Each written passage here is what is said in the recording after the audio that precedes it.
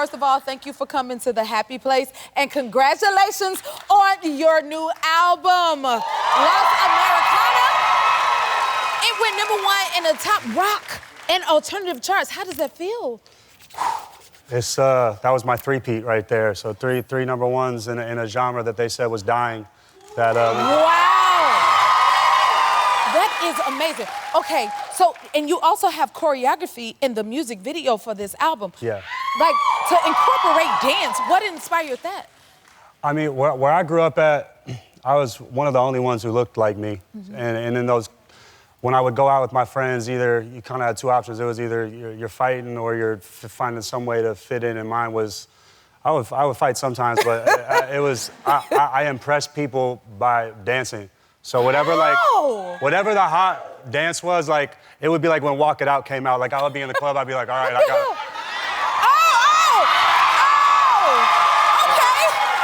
Like, that would happen. Like, I would go in and it would be tension, like, why is he here? And then the right song would come on, I'd be like, but let me show you what I could do. So you decided to bust out a move. Now, I know you just announced your tour.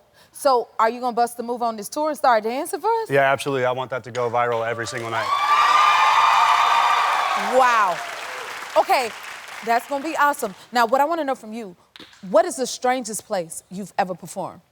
Dude, I was asking my friends about that, and they brought up this one. One of our close friends said, hey, can you just do me a favor and bring your guitar and come to this thing? And he didn't describe much, but he's a close friend. And I was like, no problem. And I showed up, and it was an elephant auction.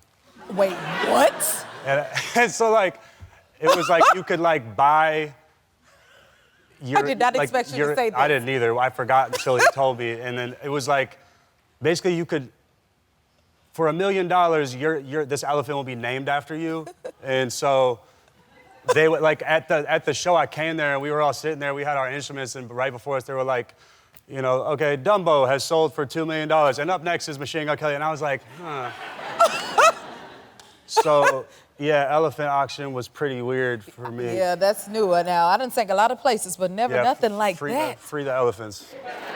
Okay, let's talk about your amazing tattoo. That's like half of your body. What inspired that?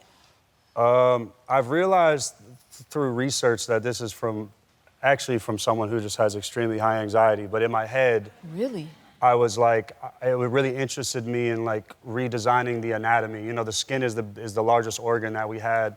It looks dope. And something was really, I've already had a tattoo since I was 13. My whole body's been covered for a long time, and I just wanted to redesign what the human skin could look like. So I came up with, well, I didn't, but a friend of mine named Rox came up with this, but it was the worst torture I've ever... Was it painful?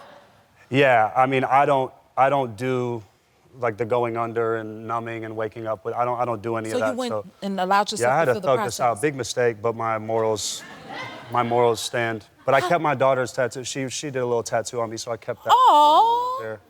I love that. Yeah. Okay, and you share your love through your craft and your music and your dancing and all of that. You seem very adventurous.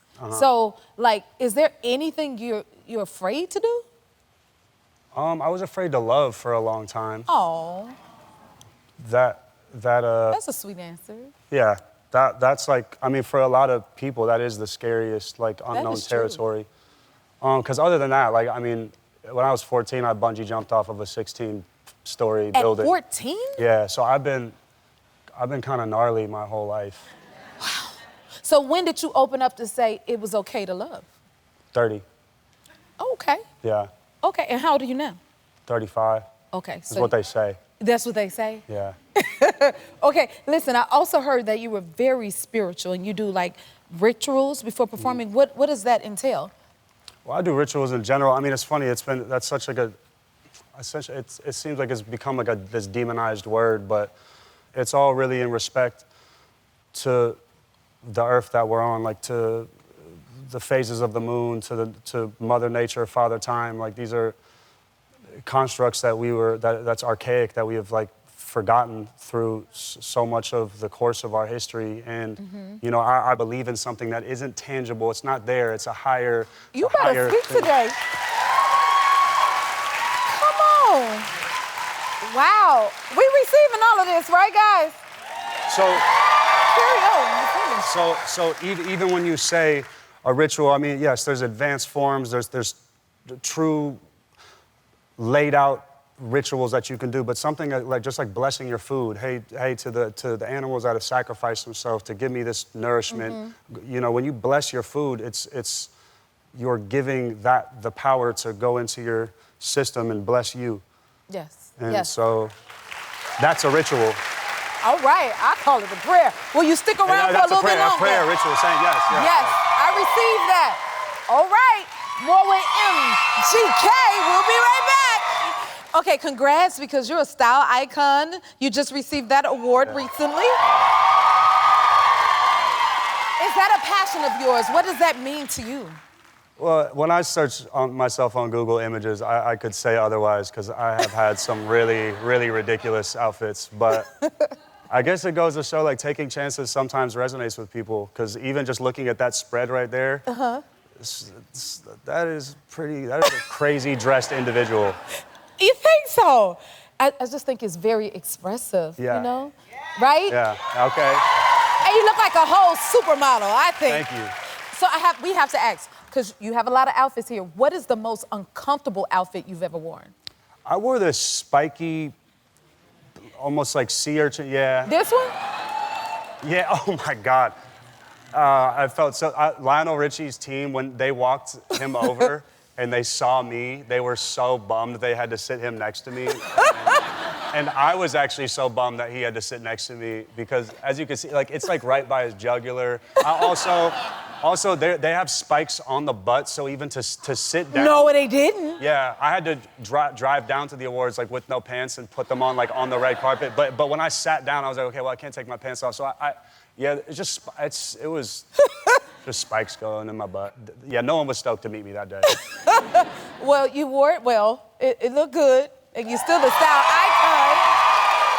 Okay, so you are a father of two, and you just had a baby, Saga. I did. Tell me what your daughter Saga's name means. What the name means. So my ancestors, my family is Norwegian, and there's a Norwegian goddess named Saga, and it means epic story. And so we named her Saga because to get her on this earth through highs and lows, it truly was an epic story of love, pain, and a lot of magic. And I had it with the person who is the greatest partner, the greatest partner to have had a child with, because she's such a phenomenal mom. That is so beautiful. Yeah, and we go back and forth on who she looks like. Like last month, she looked exactly like me, and now she looks exactly like her. It changes, it does. Do I get it back? Will she come back? You know, honey, one minute my son looks like me, then he looks like his father. Okay. So, it's just whoever they grew up looking like. Yeah. I always say, as long as he think like his mama, I'm all right. Hey, I feel that. You know? Yeah, no, but we're I feel just that. grateful for our babies. Now, let's talk about your oldest daughter, Casey. She's 16. Yeah. Okay, because I got a 16-year-old too. And I see you surprised her with her own car. Yeah. Oh my goodness. So I can't show this, first of all. This is amazing. Aww. This went part back when she home. kisses the car. She kissed the car. You're a great dad. Can I tell you a funny story? Please. Okay, so I don't have my license, and she don't have a license. She still doesn't have her license, so every day she just sits in the driveway in her car and listens to music. So are you gonna get your license together? She'll get it first. I think I'm tapped out of the game. This is hilarious. I like the interactions that I keep having with the police every time they pull me over. That's funny, because my son is now 16 too, and I feel like these kids today are not interested in getting their driver's license. So I was gonna ask you, what's the trick? Oh, she keeps applying. I don't know what I see. Now I'm starting to get a feeling that something fishy's going on, because she keeps like applying, and even the other week I was like, let's go for a drive. She's like, oh, still don't have the license, and she was supposed to get it September 9th. I don't know. It seems like a bunch of cap, but I have no. Okay. I have no license, so who am I to? Okay. Well, maybe next time you come, we can help you get a driver's license. Yeah, dude, can I hold you to that? Let's take the show to the DMV. Let's do it. Let's do it. You can listen to MGK's album, Los Americana, everywhere music is streamed. We'll be right back. Your happy place is here. What was your favorite part? Drop it in the comments and subscribe to help keep the joy coming.